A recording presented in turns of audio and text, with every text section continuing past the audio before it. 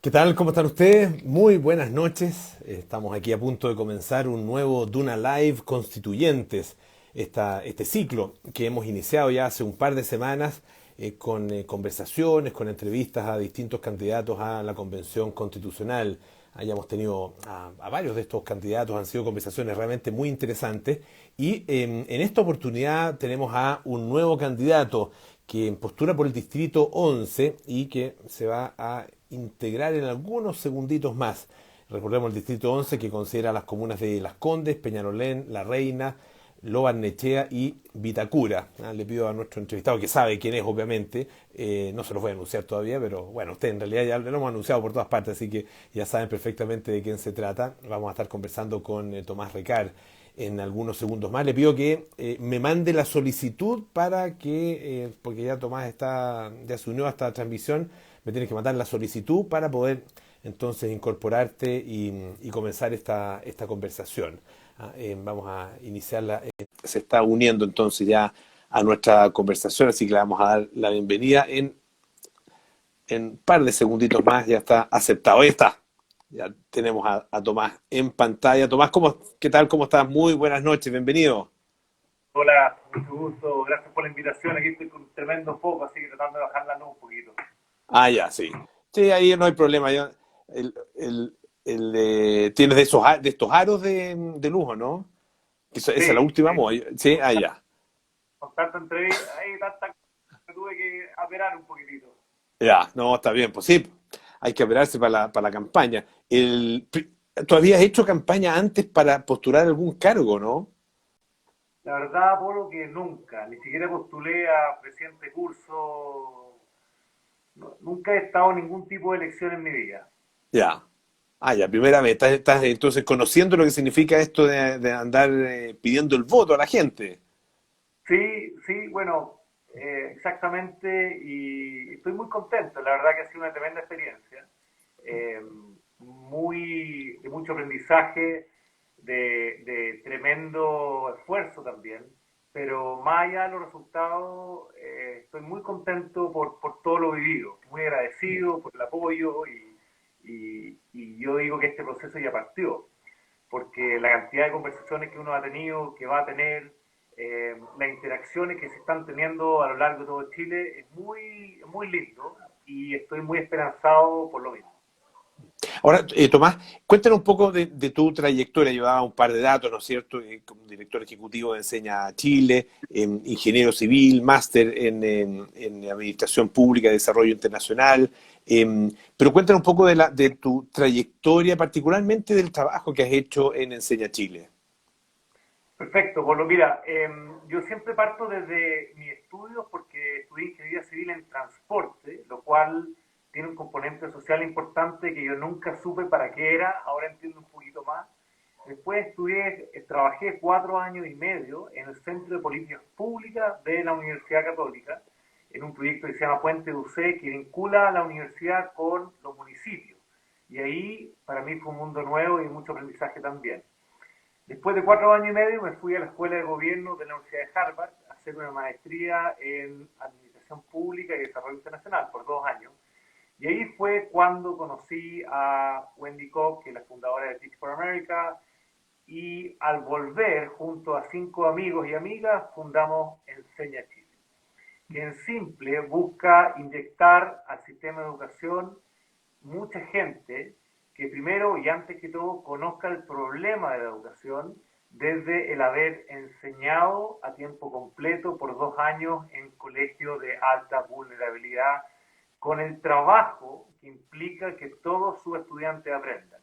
Y en ese proceso, no solamente los estudiantes aprendan, sino que uno le entra el virus, digo yo, de la educación. Y no solamente la educación, sino que todos los estudiantes puedan acceder en el fondo a su desarrollo integral y al máximo desarrollo del potencial infinito que ellos tienen. Y así me ha tocado recorrer Chile, desde literalmente Iquique hasta Magallanes, eh, viendo, digo yo, lo más lindo de Chile y al mismo tiempo viendo lo más feo, más injusto, que no, las cosas que no debían suceder. Y es por eso que hoy día me presento, porque esa experiencia más allá del Distrito 11, quiero llevar la experiencia de estos 12 años, y digo 16 años trabajando en educación, y la voz, digo, de nuestros estudiantes que se sacan la mugre, que tienen un tremendo esfuerzo, un tremendo trabajo, familia de mucho esfuerzo, mucho trabajo, cuyas oportunidades no se ven reflejadas en el Chile de hoy. Tú lo has dicho como parte de tu plataforma de postulación a la Convención Constitucional, pero también está dentro de alguna manera de los principios y de la mirada de Enseña Chile, este concepto que es tan propio de nuestro país. Yo me imagino que existe también en otras partes, que es de alguna manera la forma como el lugar en el que tú naces, el hogar en que naces, el sitio, la familia en la que naces te marca y te determina de una manera que es casi absoluta. Son muy pocos los casos que tienen una trayectoria vital muy distinta o radicalmente distinta a la que parece marcada en el momento del nacimiento. ¿Cuáles son, a tu juicio, los gatillantes de un eventual cambio de esa condición? Me imagino que la educación es uno de ellos, ¿no es cierto? Pero no es el único, ¿no? Así es, así es. O sea, deja partir un poco del título de este programa, ¿cuál es el país que soñamos? Para bajarlo a eso. Soñamos un país donde todos tengan igual libertad, dignidad y derecho, como lo dice la Constitución del 80, pero uno lo lee, para el inciso 1 y dice, esto no sucede. ¿Y por qué no sucede? Porque, y no sucede en la igualdad de oportunidades tampoco, porque hoy día yo diría que tu origen determina mucho tu futuro, no solamente por la educación, como bien preguntas tú, Polo, sino que porque al menos no tenemos igualdad de acceso a los bienes fundamentales o bienes públicos.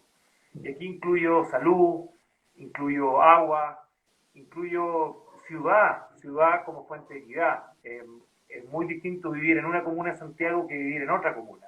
Acceso a parques, transporte, distancia al trabajo, seguridad. Hoy día el ingreso de la municipalidad por persona depende de... Mientras más rica la municipalidad, más plata hay. Sí, Tomás, perdona que te interrumpa un segundito. Lo que pasa es que no se escucha muy bien. No sé si tienes manos libres ahí a la mano, valga la redundancia. Eso a lo mejor nos ayudaría a que se escuchara un poquitito mejor. Se escucha un poquito lejos. Así que si quieres, conéctalo ahí al teléfono y posiblemente vamos a poder escucharte mejor. A ver, ahí hagamos la prueba.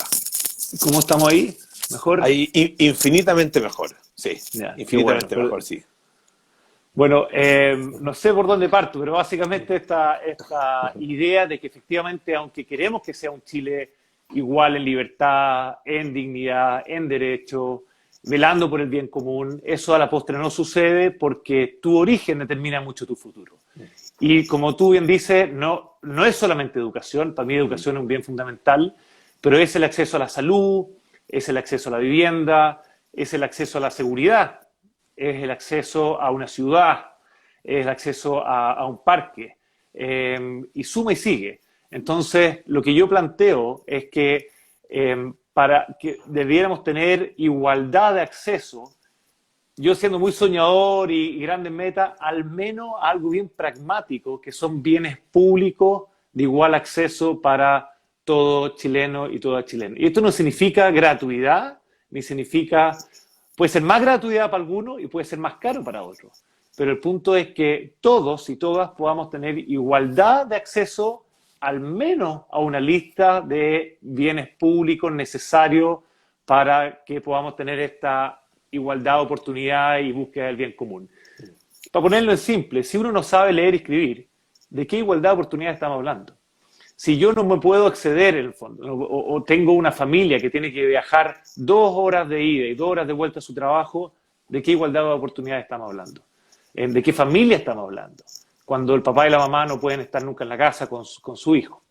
Entonces, ese es el país que soñamos, el país donde uno efectivamente se puede desarrollar física, material, espiritualmente también, pero donde el acceso a una cantidad de bienes básicos fundamentales está asegurado para cualquier persona en el país. Y para eso es fundamental en el fondo el poder reimaginarnos el Estado, que dicho en simple es un Estado del siglo XVIII, XIX para problemas del siglo XXI. Ahora, se ha hablado mucho del tema de los derechos sociales, que va en la línea, obviamente, de lo que tú planteas, ¿no es cierto? Y que esos derechos sociales podrían perfectamente ser letra muerta en la medida en que el Estado, a partir de su propia estructura y de los recursos que recibe, no sea capaz efectivamente de entregar Claro. de entregar garantía, digamos, en relación con esos derechos sociales. ¿Cómo se llega desde el planteamiento constitucional, la declaración constitucional, a esa ejecución, a que en la práctica esa igualdad se Sí, haga realmente efectiva? sí. Efectivamente, hoy día yo encuentro que la discusión está muy centrada en los derechos, ni siquiera en los derechos y deberes, sino que los derechos de la Constitución. Y unos quieren salud, otros quieren medio ambiente, otros, etcétera, etcétera. Y, y yo planteo que lo que pasa en educación es lo mismo que pasa en salud, en medio ambiente, en agua, etcétera, que aunque esté estipulado en la Constitución, esto no sucede porque tenemos un Estado que está, a mi juicio, pensado para otra época, para otro Chile, y que hoy día Chile cambió. Esa solución que quizás fue buena para ciertos años, hoy día ya no funciona. Y ya no funciona, y lo voy a esquematizar, digo siempre en 5 palabras, por el nivel de responsabilidad. Hoy día el Estado es algo etéreo, nadie se hace responsable si es que no me atienden, o no tengo colegio, o no tengo agua. Segundo, estructura.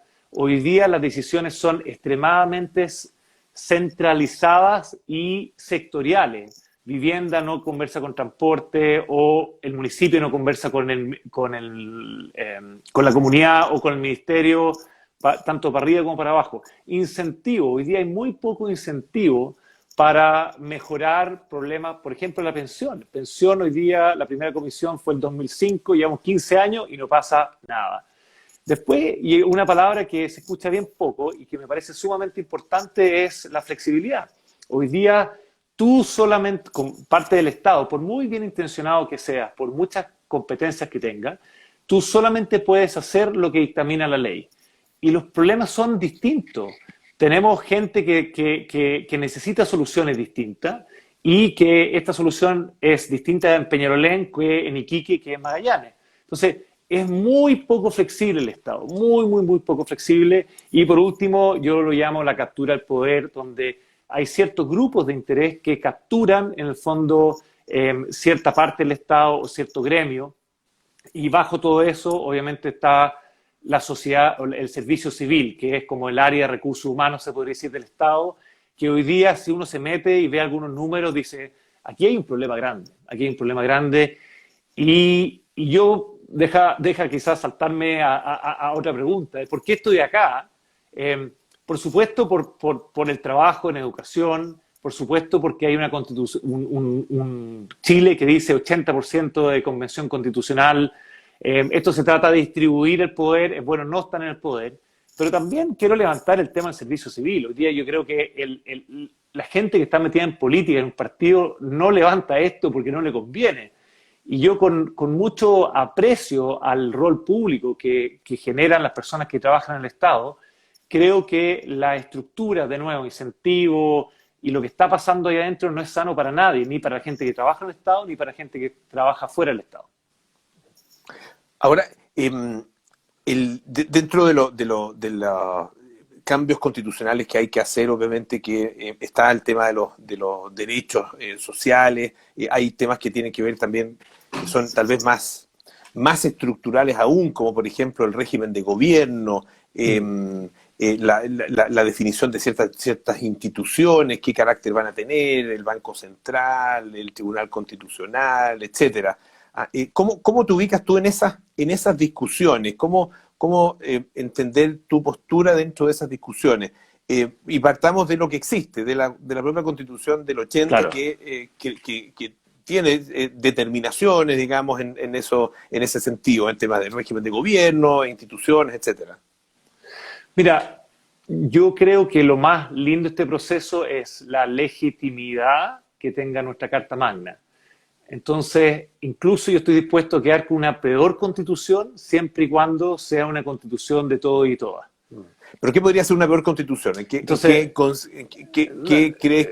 que podría ser peor? Claro, pero para ir a tu pregunta, sí. Esta constitución yo creo que hoy día tiene dos grandes problemas. Uno, que es una constitución que necesita 3 cursos de derecho constitucional en la Católica para entenderlo. O sea, es una constitución que es extremadamente académica y quizás pulcra, pero por lo mismo, segundo problema, no se entiende y es poco clara, poco profunda. Entonces, ¿qué problema tiene? Artículo 1, lee los 5 primeros párrafos y dice, todo esto es fantástico, pero no sucede. ¿Y qué tengo que hacer para que suceda? ¿Quién responde por esto?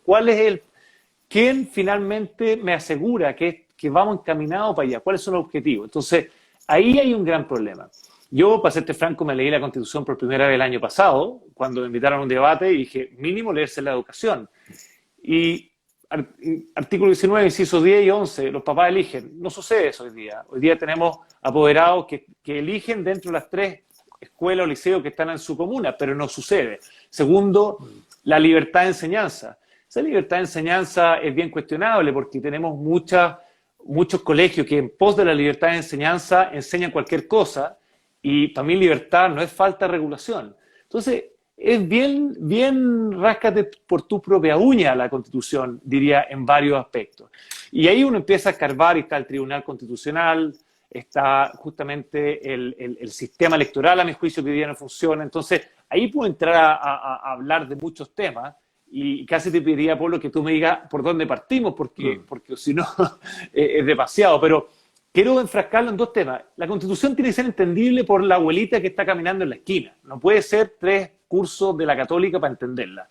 Y segundo, a mi juicio, que es poco clara, porque hoy día las cosas no suceden. La Constitución tiene que tener un nivel de profundidad y claridad, principios, ¿verdad?, que nos permitan agarrarnos y decir, esto tiene que suceder. Hoy día no sucede y no pasa nada.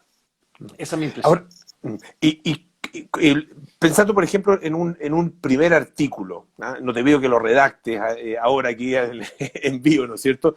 Pero ¿cuáles deberían ser a tu juicio como los principios fundamentales que también tienen algo que a propósito de lo que tú decías, del tema de la comprensión? No solo tiene que ser comprensible, tiene que de alguna manera ser inspiradora también. Sí, que nos retrate, en qué consiste el ser chileno, de qué se trata este país en definitiva. Sí, y eso, claro, efectivamente uno en la Constitución actual uno la lee y queda frío como pescado. Hay otras constituciones en otras partes del mundo que uno las lee y te entusiasma, te dan ganas, no sé, de ser de ese país. Claro, es una nota 7 en la prueba de Constitución, pero no inspira.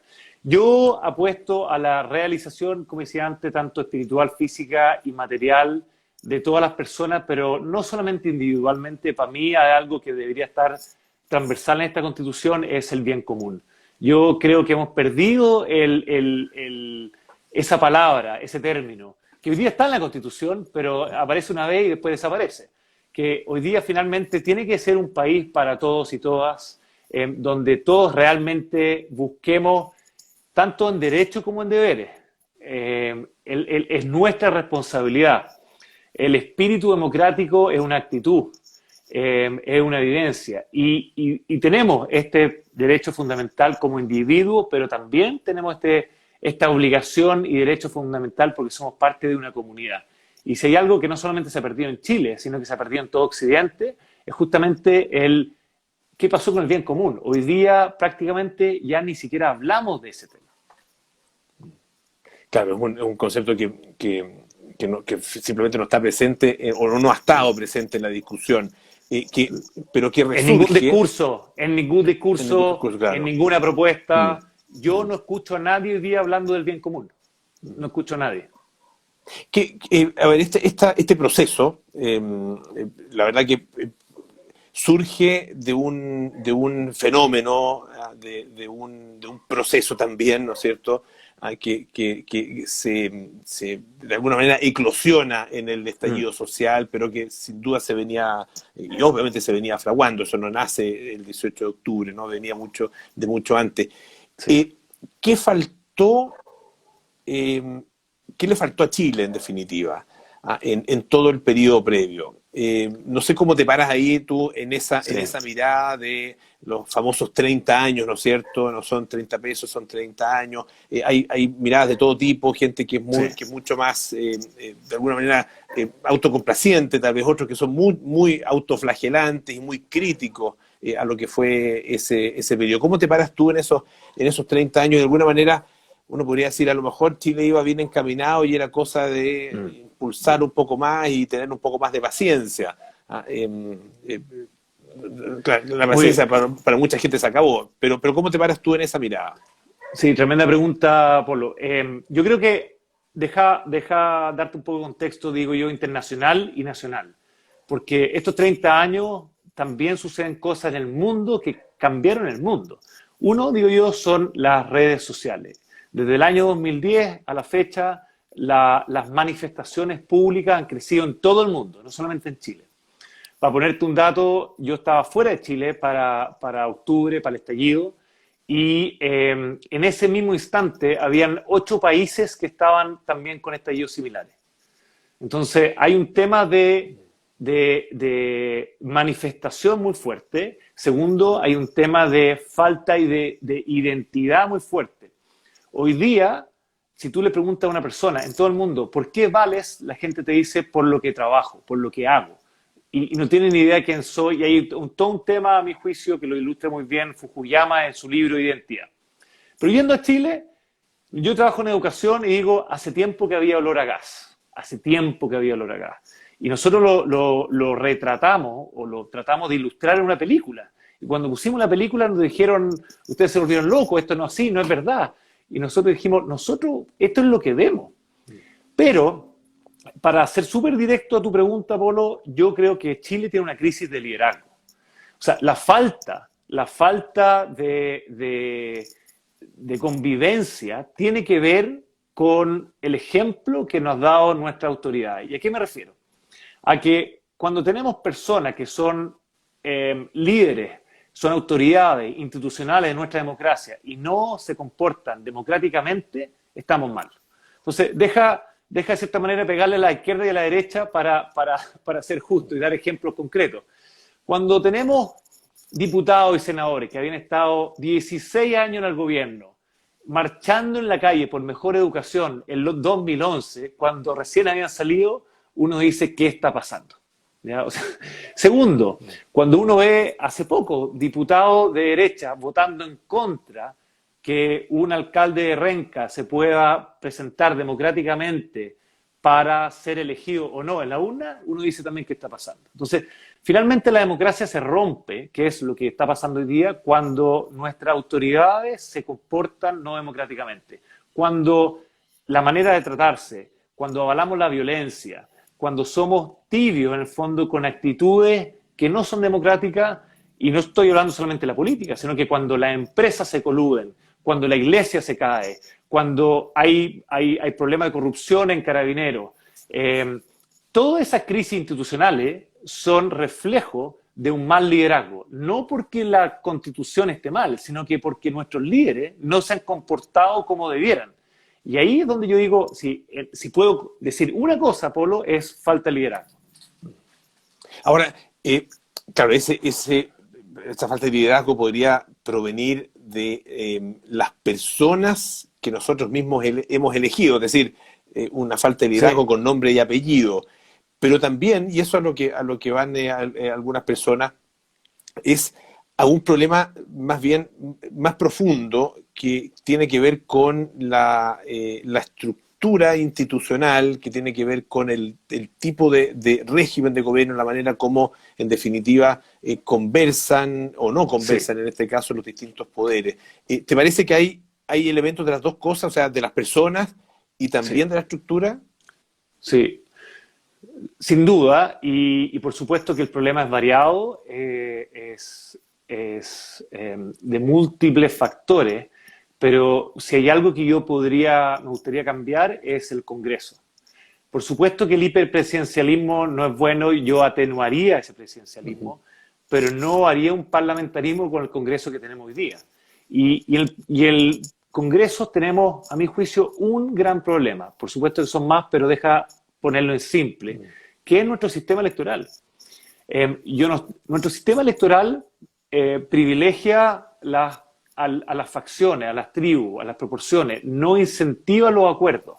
Entonces, yo no digo volvamos al binominal, pero volvamos a un sistema electoral, y yo lo pondría en la Constitución para que no se pueda cambiar, en el fondo, que pone incentivos al ponerse de acuerdo, que pone incentivos a hablarle a la persona que está en la otra vereda y no hacer, perdona la expresión, el show hacia mi vereda y ridiculizar al del frente y insultar al del frente, etc. Entonces, nuestro sistema electoral, que hoy día es proporcional, es uno de los grandes responsables de esta crisis. Y ojo que el sistema electoral, si mal, puedo tener mala fecha, pero la primera vez que probamos esto fue el 2017. Entonces, es algo reciente y ha generado grandes problemas en nuestra democracia. Ahí hay algo que espero poder cambiar en la Constitución. Ahora, y claro, si uno de alguna manera levanta una carpa de circo, lo estoy caricaturizando y esto que no salga de acá, digamos, pero si uno levanta una carpa de circo, después no se queje de que llegan payasos. Claro, claro. O sea, hoy día, todos lo saben, pero hay muchos honorables diputados que salieron elegidos con 1000 votos. Eso no está bien, eso no está bien. Yo entiendo el sistema de arrastre de las listas, pero finalmente los incentivos tienen que estar puestos para poder generar acuerdos. Y esos son, yo que abogo por el presidencialismo, yo no abogo por el parlamentarismo porque nuestra historia, nuestra cultura, nuestras reformas son presidencialistas. No hay ningún país que aboga por el parlamentarismo en Latinoamérica. No creo que uno pueda hacer las cosas desde una hoja en blanco. Pero creo yo que el Congreso hoy día no funciona justamente porque no hay incentivos para generar acuerdos, que es la gran gracia del parlamentarismo. La gran gracia del parlamentarismo es que te obliga a generar alianzas. Y eso lo podemos hacer también con un sistema eleccionario que ponga esos incentivos. Probablemente, si llegas a formar parte de la Convención Constitucional, obviamente vas a tener que opinar y votar en todas las materias, pero es muy probable que haya algunas materias en las que se te escuche, ¿no es cierto?, con mucha atención. Y específicamente está el tema de la educación. Si tuvieras que de alguna manera imaginarte el planteamiento inicial de qué te gustaría como sistema educacional puesto en la Constitución, ¿cuáles serían esos conceptos fundamentales? El concepto fundamental es bien simple, que la educación sea un derecho fundamental. Y valga la redundancia, pero es como si le quito la educación a un niño, es como si le quitara agua, como si le quitara el aire, como si le quitara la comida. ¿Y por qué lo digo? Porque hoy día tenemos miles de niños que quieren ir a la escuela y no pueden ir a la escuela. ¿Y por qué no pueden ir a la escuela? Porque un grupo, de nuevo, captura el poder minoritario, se toma o captura o pónganle el nombre que quieran, una escuela donde hay niños y niñas que sí quieren ir. Y lo digo con mucha urgencia, no es la gran idea, pero hoy día 800.000 estudiantes se han ido de la educación pública a la educación particular subvencionada, que desde mi punto de vista no es necesariamente mejor. Y son números grandes, son números importantes, es el 25% de nuestra matrícula. Y de nuevo, a colegios, a escuelas, liceos que no necesariamente son mejores. Entonces, es importante que hoy día el derecho de ir a la escuela sea algo fundamental. Y, lo dije antes, que tu capacidad de pago no incida en la calidad del bien público que hoy día tú estás recibiendo, que hoy día sí tiene mucho que ver. No solamente hoy día ya no hay lucro, no hay copago, pero también tiene que ver con la lejanía que tú tienes de muchas veces la urbe. Los colegios fuera de Santiago y los colegios en el mundo rural, que son menores, sin duda tienen menos recursos y sin duda por lo mismo tienen menos oportunidades. Pero además, en Polo, lo que yo planteo es que el tema de la educación, el problema de educación, y esto es interesante, es el mismo que el problema de la salud, es el mismo problema de la vivienda, que tiene que ver, de nuevo, con un Estado del siglo XVIII-XIX para una sociedad más compleja y lo digo con mucha empatía, la solución que había en Chile para reducir la pobreza del 50 al 30% fue una, del 30 al 15% fue otra, pero el 15 a lo que nos queda tiene que ser otra. Entonces, la gente, y va a tu pregunta anterior, la gente que defiende el modelo pasado, tiene que entender que el Chile es distinto. Entonces, yo tengo 43 años, y me siento entre medio de dos generaciones. Una generación más joven que dice está todo mal, estos 30 años, y otra generación que de cierta manera idolatra los últimos 30 años. Si tú ves los datos, sin duda, pregúntale a un vecino, a un argentino, un peruano, un boliviano, si estos 30 años son buenos o malos. Te dicen, vaya a estar loco, ojalá hubiéramos estado ahí. Pero hay una cierta complacencia, una falta de sentido de urgencia, que a mí me toca ver todos los días en el trabajo, que yo creo que está mal. Entonces hay que unir ambas cosas. No está todo, la foto se podría decir está mala, hoy día uno ve cosas malas, pero la película ha sido buena. La película de los últimos 30 años, no olvidemos que tenemos democracia. O sea, lo que fue el plebiscito del 89. A veces olvidamos lo que cuesta tener una democracia como la tiene Chile. Y eso a la generación más joven le es difícil entender, y a la generación más vieja está un poquito complaciente, digo yo, y falta sentido de urgencia y entender que los problemas son distintos. No se trata de que lo que hicieron está mal, sino que se trata de entender que Chile cambió y la manera de relacionarnos tiene que ser distinta y tiene que ser más profunda. Esa es la gran crisis, la manera en que nos relacionamos es la gran crisis que tiene nuestro país hoy día. ¿Cómo piensas tú que se debe trabajar para generar la conversación dentro de la Convención Constitucional? Porque van a estar obligados, en definitiva, a llegar a acuerdos. Se necesitan 2/3, ¿no es cierto?, para la aprobación de los distintos artículos. Por lo tanto, va a ser indispensable llegar a acuerdos. Lo más probable es que ningún sector en sí mismo tenga 2/3. Por lo tanto, ese diálogo va a tener que existir sí o sí, por una cuestión práctica. Con los muchos candidatos de los que hemos conversado tienen además la visión o la disposición justamente a dialogar, a conversar y no a imponer simplemente un determinado punto de vista. Pero, ¿cómo ves, en definitiva, lo que se va a generar ahí? A ver, yo lo veo con esperanza porque en todo este proceso previo a la elección he hablado con muchos candidatos que son, llámese, muy distintos a mí en muchos sentidos, y el nivel de convergencia, de diálogo, de escucha es súper potente. No soy ingenuo, hay gente que no es así, hay gente que amortilla al revés, atornilla para el otro lado, pero yo diría que la gran mayoría es así cuando uno está conversando en una feria, cuando uno está tomándose un café. El problema es cuando parten, ¿verdad?, las cámaras, parten los micrófonos, parten las redes sociales, y por eso yo diría dos cosas. Uno, es importante tener mucho componente humano, muchas instancias para relacionarse fuera de las cámaras, fuera de todo esto. Y voy a decir algo bien impopular, yo daría espacios privados, muchos espacios privados para esta convención, porque la gente reacciona, a mi juicio, de manera muchas veces poco más para la tele, más para la red social, que para lo que realmente cree o piensa o vive o siente. Y eso es peligroso. Lo hemos visto últimamente en el mismo Congreso, que gente vota a favor o en contra por miedo a la funa. Por ejemplo, las votaciones pueden ser secretas por 6 meses, por 1 año. Yo creo que hay que tener cuidado con hacerlo para la galería. Es importante hacerlo para Chile, para el futuro de Chile y para algo mucho más importante que son los próximos 30, 40, 50 años. Entonces, mucho cuidado ahí con las pantallas, las redes sociales, los medios que a veces dificultan el diálogo.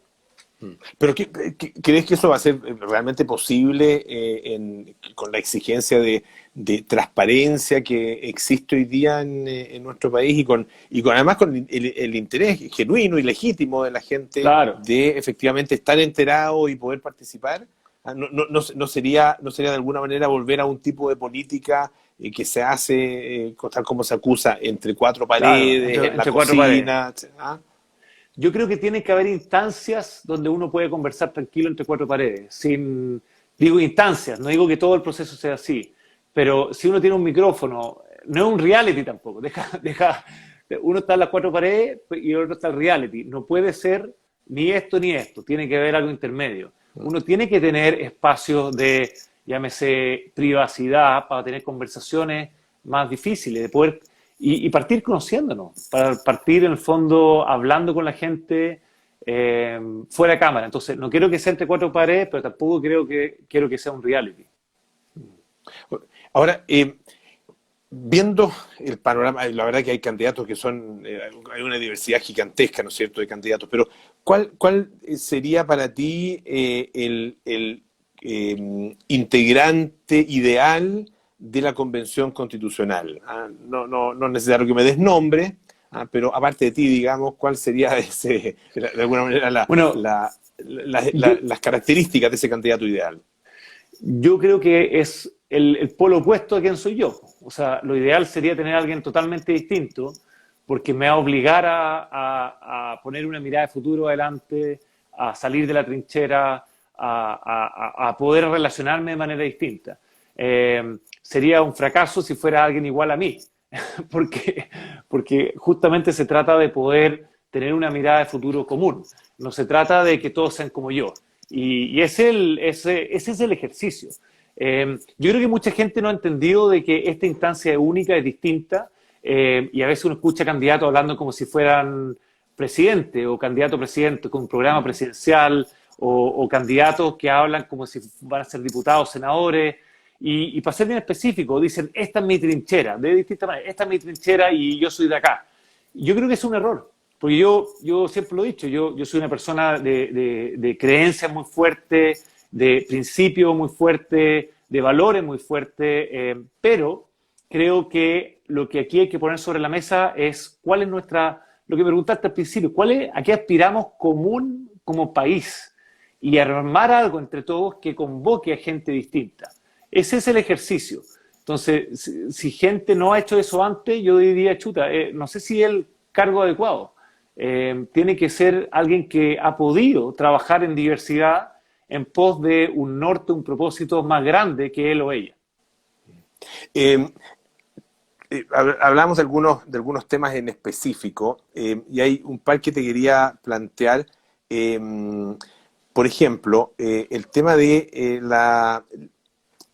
la definición, que esto probablemente va a estar también dentro de los primeros artículos de la Constitución, la definición del estatus de los pueblos originarios, que es un tremendo tema que ha sido muy discutido y donde las palabras obviamente que tienen un peso y un significado muy importante. ¿Cuál sería tu planteamiento ahí?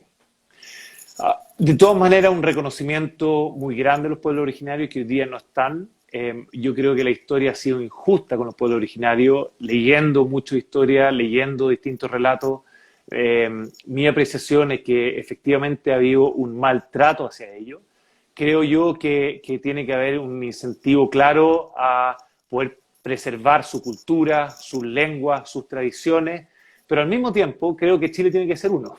Entonces, yo no estoy de acuerdo con la plurinacionalidad, porque tengo los ejemplos de Inglaterra, tengo los ejemplos de España, y dado lo que está pasando acá, creo que lo que tenemos que hacer es un profundo aprecio, reconocimiento, incentivo y pedir perdón derechamente, pero al mismo tiempo poner los incentivos para ser una gran nación. Hoy día somos un país también sumamente mezclado en cuanto a sangre, tradiciones, cultura. Entonces, no me gustaría caer en lo que pasó en España ni en Inglaterra, donde se dio justamente... Yo quiero tener una selección nacional de fútbol, no quiero tener varias. Eh, eso es importante. Puede tener distintas ramas de eso, pero finalmente que Chile lo represente un equipo y no varios. ¿Qué pasa con otro tema que también es bien fundamental, con la igualdad de género, con el tema sobre todo de la mujer? Porque, claro, la igualdad de todos somos iguales ante la ley, hombres y mujeres, eso está declarado en la Constitución, Teórico, ¿cierto? Pero claro, tal como conversábamos en relación con otros temas, hay que pasar de la declaración formal que está incorporada en la Constitución a la realidad, ¿no es cierto? Asegurarle, por ejemplo, que una mujer no tiene que temer permanentemente de ser abusada o de ser acosada o incluso asesinada. Sí. A ver, lo que tú acabas de decir, sin duda, debieran ser principios fundamentales en una constitución explícito, pero para cambiar culturas, que es un cambio cultural, creo que hay que ir más allá. ¿En qué sentido? En darle ciertos espacios que hoy día no tienen. Pero aquí hay algo novedoso. Yo no soy partidario por ejemplo, que hayan cuotas, imagínate un directorio, escrito en la Constitución para siempre, porque finalmente esas cuotas pasan a ser... yo creo que la mujer tiene igual capacidad que cualquier hombre. Entonces, imaginémonos, yo lo que he estudiado es que bueno que sea, imagínate, 10 años, 15 años, pero después que no existen esas cuotas, porque todos ahí entendemos que ese cambio mental de modelo mental que hoy día machista que tenemos en el fondo, yo espero que después de cierto periodo de tiempo cambie y sea finalmente algo meritorio y que entendamos el valor de la mujer por su valor, no porque hay una cuota. A ver, otros temas puntuales. El tema del agua, que también va a ser muy discutido probablemente, y también hay posturas muy distintas. No sé si en esas temáticas tú tienes una postura definida o tu disposición es más bien a escuchar y después tomar una decisión. A ver, siempre escuchar. Eso, más allá de... Siempre escuchar. Pero para mí el agua está dentro de esa lista de bienes públicos donde todos deberían tener acceso. Y aquí lo que está pasando es que hay zonas, hay pueblos, no es algo general, donde efectivamente gente no tiene acceso a esa agua. Y eso no puede ser, ¿verdad? Eso no puede ser y tiene que haber un principio rector donde eso no impida a gente poder acceder al agua. A mi juicio muy, muy sencillo. Pero las soluciones, teniendo ese principio, van a variar según comunidad y para mí es bien simple. No puede haber nadie que no pueda tomar agua y no pueda tener acceso a agua.